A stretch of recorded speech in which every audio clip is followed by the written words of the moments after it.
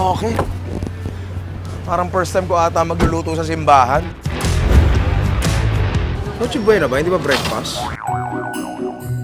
Paglulutuan natin ngayon, si Filipina dumpster diver and ang family niya. Mas masarap to kaysa sa mga napupulot niya sa dumpster. Parang gusto ko na nga lang pumunta rin doon eh. Dumpster dive ako doon, tapos lutuin, no? Pwede yun, no? So yung spaghetti nyo ba, tanong ko lang, may hotdog ba yan? Ang special na spaghetti para sa akin, may hotdog talaga siya. Gusto ko pag nanonood yung mga inaanak natin dyan sa videos natin, may kapupulutan sila ng araw, hindi yung nanonood lang sila kasi ang pogi-pogi ko. Ay, iba yun ah. Kuha ka na lang ng sa'yo. Julie, may gustong magbigay ng mensahe sa'yo? Ma, thank you for everything. I want to be with you this Christmas.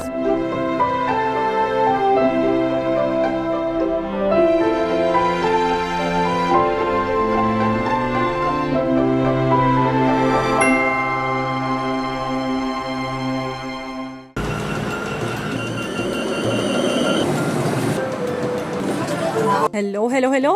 This is your Thai Finish pero pusong Pinay. Ako po si Julie Forsberg Belleza, isang dumpster diver mula dito sa Finland. Lumipat kami ng Finland nung kasagsagan ng pandemic. Hotelier ako, aircraft mechanic yung asawa ko. Pareho kami nawalan ng trabaho. Kumusta ang ating mga beshies dyan? Paglipat namin dito, plinano namin para din dun sa bunsong anak namin na mabigyan siya ng magandang edukasyon dito sa Finland. Libre yung education dito. Nakakuha ako ng trabaho as a caregiver. Later on, yung amo ko, siya ang nag-introduce sa akin sa dumpster diving dito sa Finland. Very energetic na naman si Inday Karya ngayon kasi of course, when it's Basura Day, when it's Monday, it's my favorite day of the day, ang ating pamamasura or dumpster diving dito sa Finland. Ready lang natin. 1, 2, 3, uy! Ito. Tingnan nyo, meron dito mga flowers. Pero napakinabangan pa ba natin yung ibang flowers? Hindi na, kasi malamig kasi. Ayan din dito, may mga tinapay, may mga, ito, pwede pa tong isang salad. Dali. So, kukunin ko yung gatas kasi pwede natin tong ipaligo, pwede natin tong gamitin pansahog. Kasi nung una, ang inisip ko talaga was literal na basurahan na katulad ng nakikita ko sa Pilipinas. Ito, may ham slices tayo dito. Uy, sausages! Ang lalaki! Yan, ang sarap nito. Ito, kunin natin yan para sa salad natin yan. Hindi ako sa bahay-bahay nagda-dumpster diving. Nasa likod siya ng mga supermarket. Mga mandarins. Uy, pomegranate! Ang manahal nito. Dali, okay pa siya, oh. Okay pa sa alright. Ayan, oh. Binibigay din po natin ito sa ating mga kababayan dito sa Finland na nangangailangan.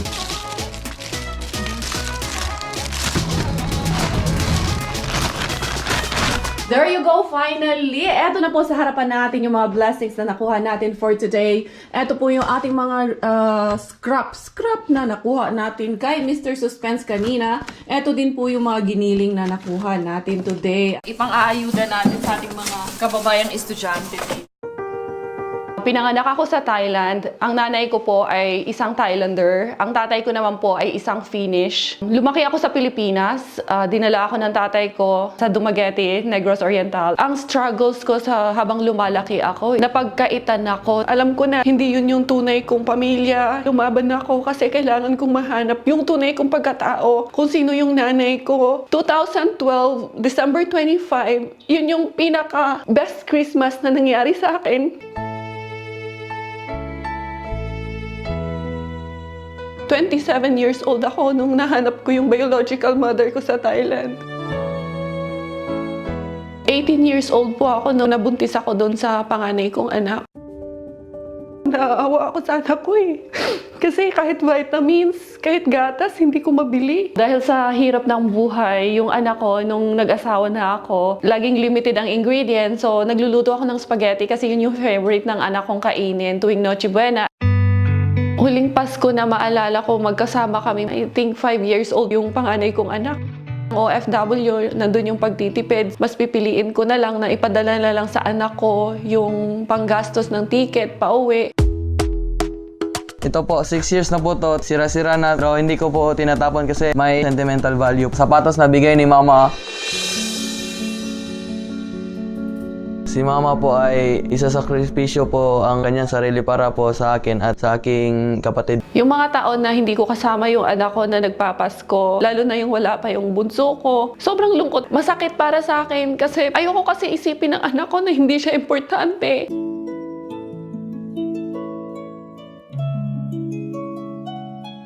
Tuwing Pasko, spaghetti ang paborito ko kasi si mama ang magluluto. Gusto ko po siya makita ngayong Pasko. Ngayong Pasko, wala lang pong iba kahit simpleng handa. Hindi na po magmamatter sa akin. Ang pinaka-importante na lang po sa akin talaga is makasama ko yung anak ko.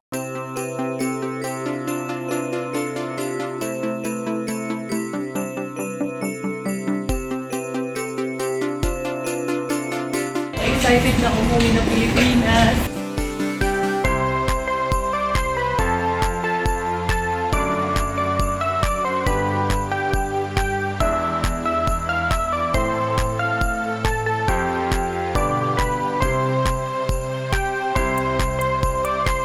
After 25 hours of travel, nandito na ako finally sa Pilipinas.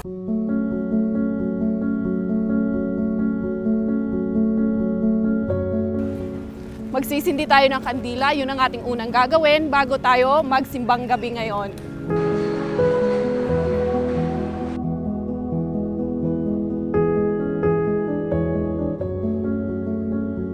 Masaya na malungkot din na samahan ng isang kababayan natin from abroad na ang tagal hindi naka-experience ng Pasko dito sa Pilipinas na makapagsimbang gabi muli.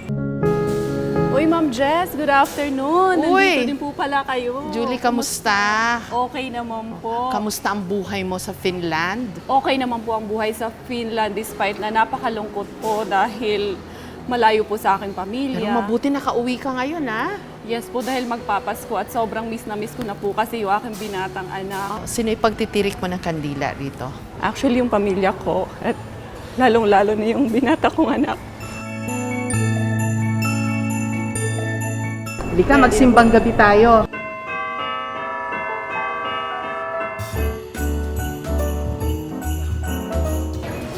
Oh, ay Ma'am Jessica, ito nga po pala yung bunso ko. Hello, Miggy. How are you? Merry Christmas. Halika. Magsisimba po tayo ngayon. Magsimbang gabi tayong lahat. Oo.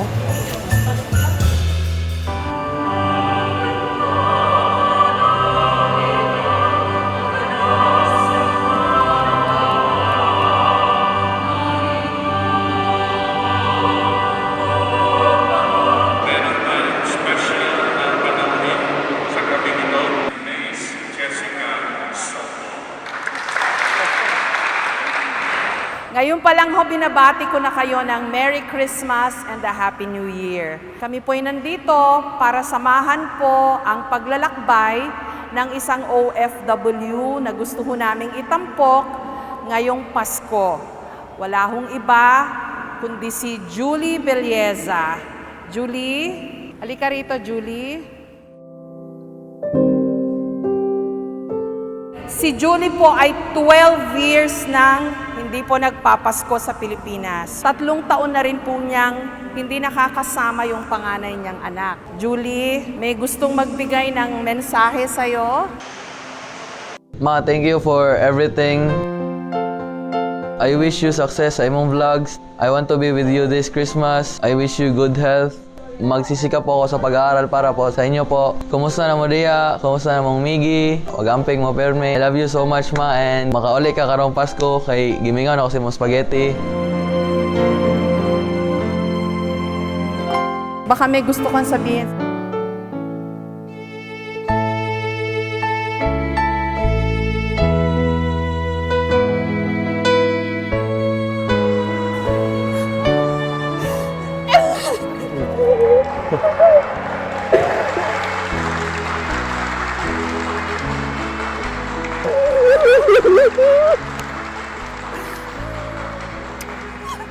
Si Julie po at ang kanyang panganay ay 3 taon na hindi po nagkita dahil po sa pandemya. Ngayon, magkakasama na ho sila.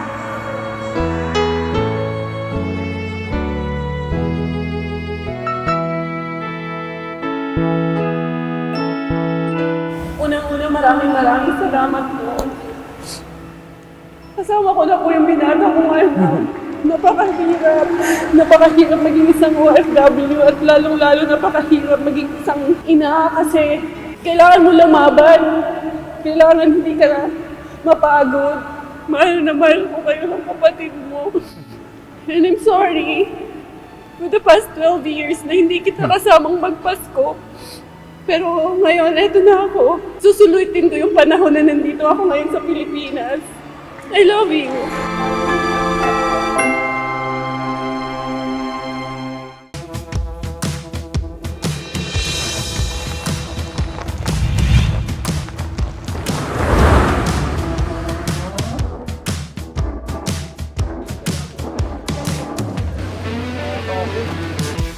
Kape muna sir.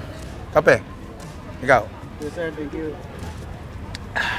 Game. So, andito tayo ngayon sa Baclaran Church. First time ko nga magluluto sa isang simbahan. Actually, itong kitchen natin, hindi naman talaga to design para magluto na para sa 100 tao.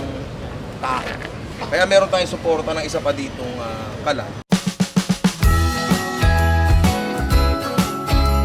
Ang mga lulutuin natin ngayon ay mga Noche Buena favorites, Filipino celebratory favorites. Meron tayong beef caldereta, mawawala ba dyan ang Pinoy spaghetti. Meron din lechon belly, pork hamonado. Meron din tayong dessert, buko salad, bibingka. Bukas ng umaga pa naman tayo kakain, di ba? Breakfast to, di ba?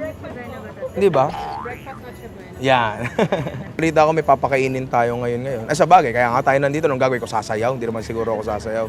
Hindi rin kayo matutuwa doon, promise. So, magluto na tayo. 3, are you ready? In a 1 and a 2 and a 3. Uy, cheese boom. Paglulutuan natin ngayon si Filipina Dumpster Diver and ang family niya. Napanood ko yung channel niya.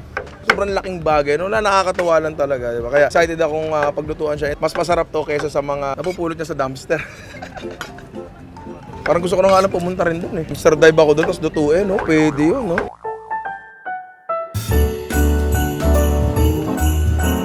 Napit na? Bango? Ako yun. Pogi pa ba ako, sir? Parang magiging pochero to, ah. At eto na nga, luto na ang ating kalderetang carrots. Asan ba yung karne natin? Ninong Ray, banda balitaan ko nagluluto. Okay naman po. Ay, hello po, ma'am. Hello po, Miss Julie. Kamusta naman po? Okay naman po. Fresh from Finland. Yes po. Di amoy Pilipinas, ha? Hindi, amoy snow to. Magkano ba pamasahe doon? Magkano ba estudyante? 8? Mga 28. Sige po, dahan-dahan lang po sa halo. Plan tayo ditong tomato sauce. Hop! Okay na yan. Na-starstruck ako nung nakita ko si Ninong Ray eh. Lagi siya pinapanood namin ng asawa ko actually. Ah, talaga? Binilin ka po sa akin ng asawa ko. Yan! Harap. Pwede ba mag-uwi? Ano ba yan? So yung spaghetti nyo ba, tanong ko lang, may hotdog ba yan? Ang special na spaghetti para sa akin, may hotdog talaga siya. Ang spaghetti kasi pag Noche Buena, paborito yan ng binata kong anak. Yung panganay ko, kaya ako umuwi dito ngayon. Yan! Pero nung araw kasi, hindi pa tayo naka-LL, mahirap pa sa buhay. Hanggang corned beef lang. Hanggang corned beef lang. Yeah. Masarap yun, ha? Julie, kailangan ko ng mantika. Ang galing naman. Pinaka-importante dito, halo lang ng halo. Yan. Kasi again, kapag may nasunog dyan, mapait yun, hindi masarap yun. Iiwasan nga natin yung mga bitter, di ba?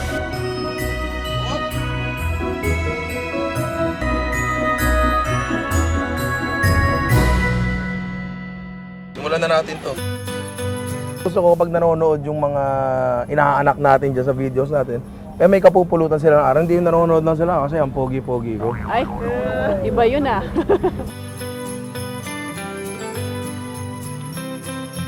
Kasya ba yan dito? Kasya yan. Pagkakasyahin natin yan.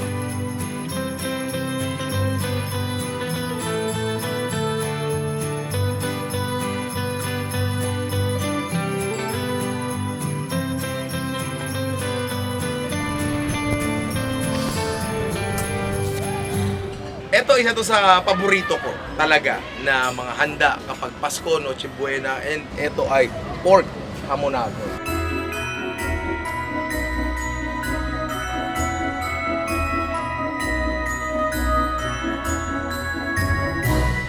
Paborito to ng lahat sa Noche Buena. Buko salad.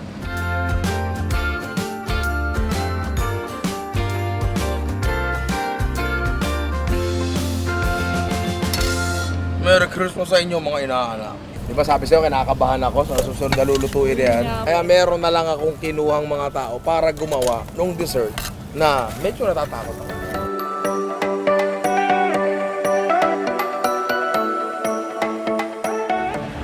Julie, kuha ka na lang na sa'yo ito. Tara, pre. Ito pala yung anak ko. Hi po, Ninong Rai. Yan. Basta, pogi mo.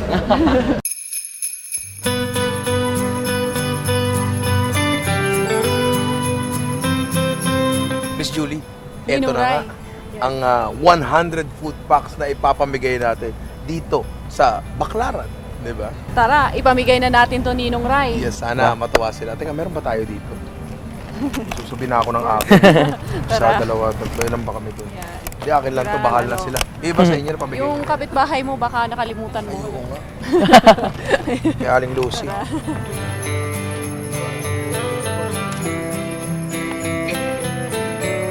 Yan. Thank you very much.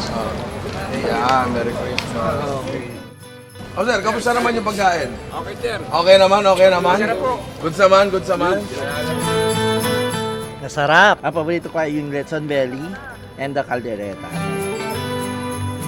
Very creamy siya, saktong-sakto lang yung alat. Malambot yung karne.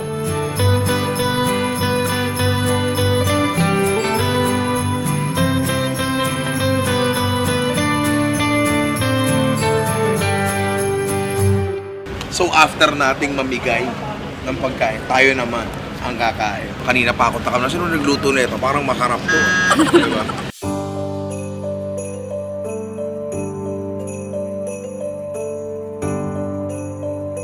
Okay, let's eat. Ayan, pwede na. Pwede na. Pwede na. Okay. Buti hindi pa ako sumandok. Magdadasal pa pala. Nakalimutan. Okay. Sorry. Spaghetti yung muna, pre. Spaghetti ka muna. May mga pinya pa. Ano, pre? Ano? Hindi pa sinusubo eh. Subo nga.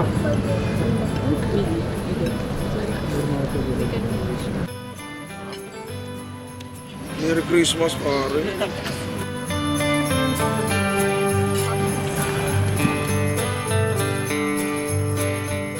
So, yun anak, salamat dahil hindi ka napagod. Salamat sa pag-aantay mo. Sa muling pagbabalik namin ng kapatid mo. Napakabuti mong anak. Thank you po sa sakripisyo po. Sana po marami pa pong Pasko na ganito tayo. Talagang nagbubuklod-buklod tayo sa mga ganitong okasyon. Sobrang nakakamiss ang Noche Buena dito sa Pilipinas. Especially kasama ko yung dalawang espesyal na tao sa buhay ko. Merry Christmas! Merry Christmas sa inyo mga inaanak.